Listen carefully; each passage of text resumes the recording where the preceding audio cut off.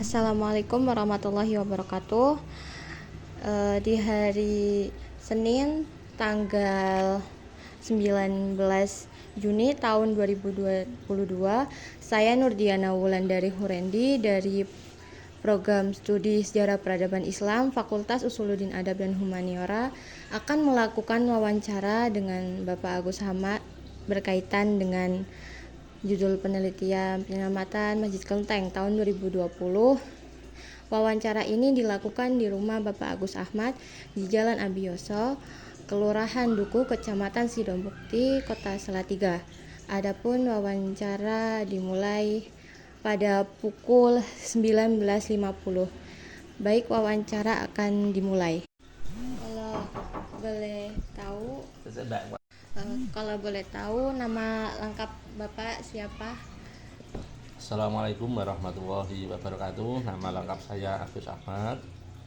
Saya lahir pada tanggal 15 Agustus tahun 1976 di Salatiga. Berarti kalau Bapak sendiri asli Salatiga ya Bapak? Saya asli di Salatiga. Ya. Ibu saya asli sini, ayah saya yang beda kabupaten, itu Kabupaten Semarang, tapi karena pemekaran sekarang di Candrang sudah masuk di Salatiga. Ya. Berarti selama menempuh pendidikan itu lebih banyak di Salatiga karena Bapak asli Salatiga. Ya, dari SD sampai dengan SMA itu di Salatiga. Baru setelah kuliah di Semarang di Universitas Diponegoro, jurusan akuntansi. Berarti kalau Bapak sendiri pekerjaannya apa? Saya berprofesi usaha wira swasta. Baik Pak, langsung saja ke pembahasan tentang Masjid Kelenteng di Kota Salatiga.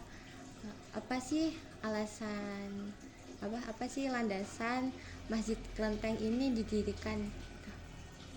Jadi Masjid Kelenteng ini didirikan oleh seorang mualaf keturunan etnis Tionghoa, namanya sebelum masuk Islam adalah Bapak Yosef. Kemudian setelah masuk Islam berganti nama menjadi Bapak Yusuf Hidayatullah, karena mungkin dia baru masuk Islam kemudian merasa gembira atas hidayah tersebut, kemudian dia membangun masjid ini. Kan katanya Bapak Yosef sendiri merupakan seorang mualaf, jadi mungkin karakteristik Masjid Kelenteng ini ada mengikuti latar belakang seorang mualaf dari Bapak Yusuf sendiri? Ya, saya rasa begitu. Jadi karena beliau adalah keturunan etnis Tionghoa, otomatis secara arsitektur masjid masih terbawa dengan budaya Tionghoa. Gitu ya Pak. Kalau ini masjid berarti langsung berdiri atau sebelumnya ada bangunan suatu gitu? Jadi masjid ini dibangun tahun 2005 kalau saya tidak salah, karena saya agak lupa. Itu bersamaan dengan itu masjid dari pabrik yang ada di situ. Di situ ada pabrik enteng-enteng gepuk cap 2 hulu. Kemudian di samping ada pabrik juga disediakan tempat ibadah masjid tersebut untuk karyawan pabrik tersebut dan juga bagi masyarakat yang mau menggunakan masjid tersebut.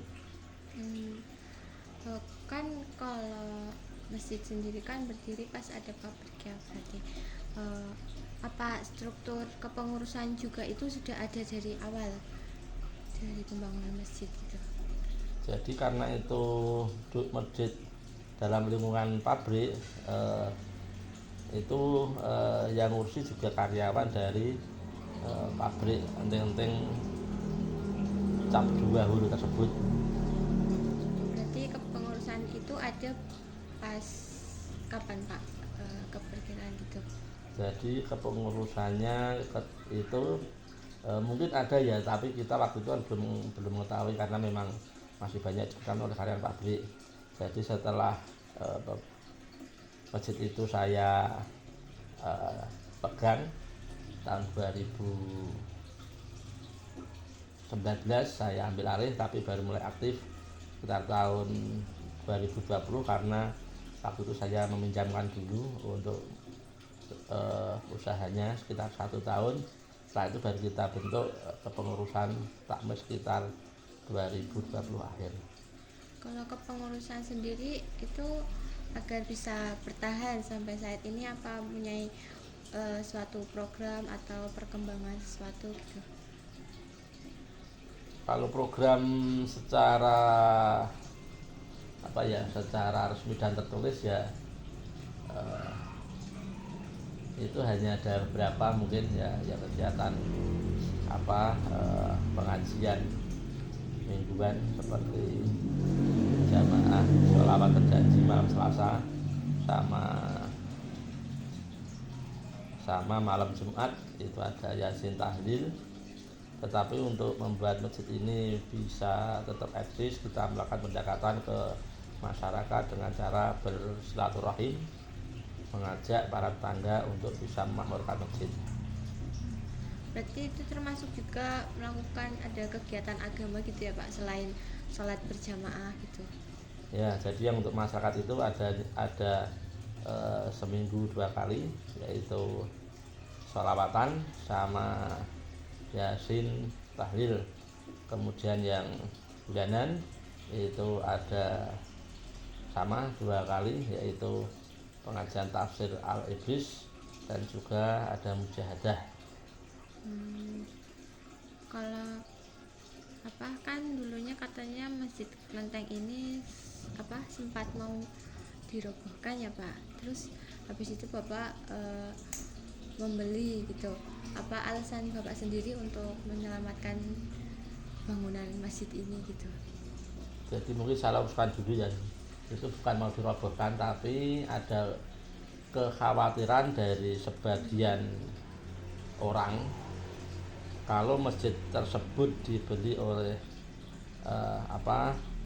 orang lain yang murni hanya untuk bisnis, takutnya dirobohkan. Jadi itu hanya kekhawatiran, tidak mau dirobohkan, hanya khawatir kalau masjid tersebut kalau digunakan area tersebut usaha nanti jangan-jangan dirobohkan.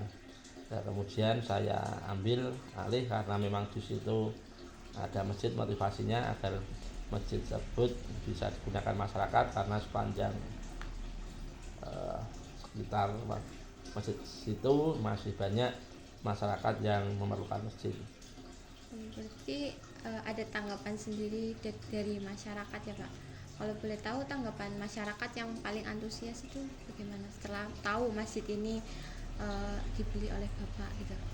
Ya, masyarakat sekitar yang dulu-dulu untuk jamaah itu terlalu jauh sehingga belum bisa melaksanakan jamaah sholat 5 waktu. Begitu masjid itu kita beli, mensupport, merasa senang karena bisa lebih dekat dalam melaksanakan sholat jamaah 5 waktu. Oke Pak, berarti peran Masjid Klenteng saat ini yang lebih menonjol gitu Pak untuk masyarakat sekitar atau siapa gitu? Ya, peranannya adalah yang kita harapkan itu satu, bisa menjadi pemersatu masyarakat di sekitar masjid sebagai tempat kumpul bersama untuk memecahkan segala persoalan di masyarakat. Kemudian yang kedua, harapannya karena masjid sekarang juga digunakan untuk pondok pesantren di sekitarnya, dengan adanya pondok pesantren tersebut harapannya masjid bisa menjadi lebih hidup kegiatannya. Kan tadi kan ada kegiatan agama gitu seperti itu kan ada tafsir Al-Idrisnya. Apa ada acuan selain tafsir Al-Idris untuk kajian keagamaan untuk warga sekitar gitu? Ya. Kalau untuk pengajiannya memang kita dari tafsir mengacu kitab tafsir Al-Ibris. Kalau sholawatan kita pakainya sholawat tiba, sholawat berjanji. Kalau malam Jumat itu Yasin tahiyat. Menurut informasi yang saya dapat, katanya di pondok ini ada sebuah pesantren juga. Selain kegiatan beribadah masyarakat, tempat masjid ini juga sebagai kegiatan para santri di pondok pesantren. Kegiatan masjid yang tentunya masjid ini adalah tempat untuk masyarakat untuk beribadah langsung dan kegiatan lainnya mengaji dan seterusnya juga menjadi tempat aktivitas dari pesantren yang ada di sini, yaitu pesantren Interlena. Jadi kita pesantren ini menggabungkan antara tradisi pesantren yang mempelajari kitab-kitab pilot dan kita padukan dengan pendidikan interpreter yang kita berikan kepada para santri yang berada di sini, khususnya dalam bidang digital marketing.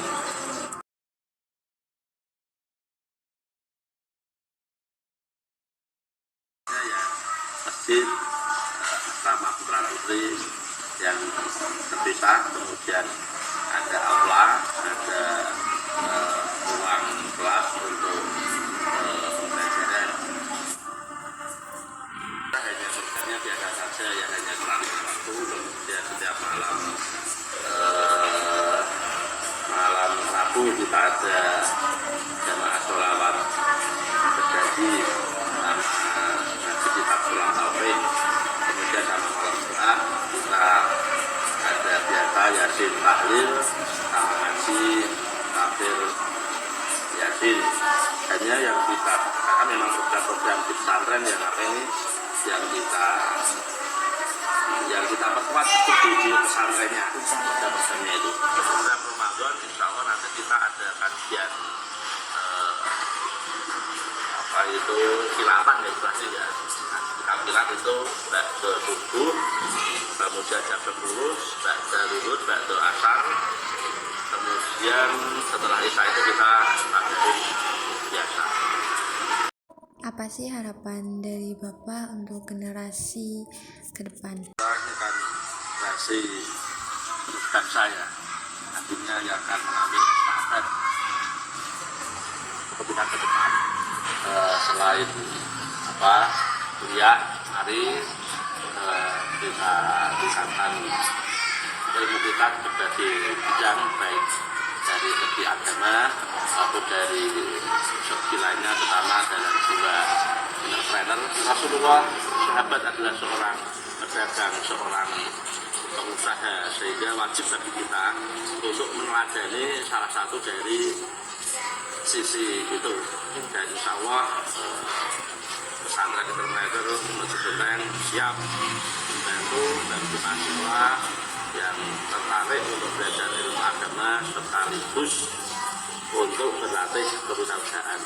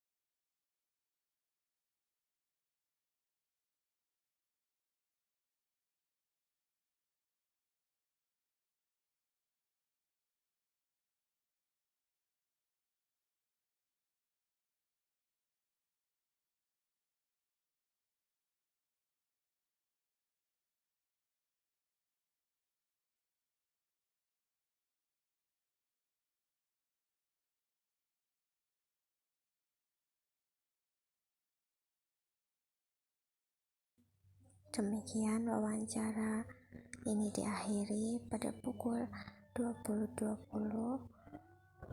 Sekian, terima kasih. Wassalamualaikum warahmatullahi wabarakatuh.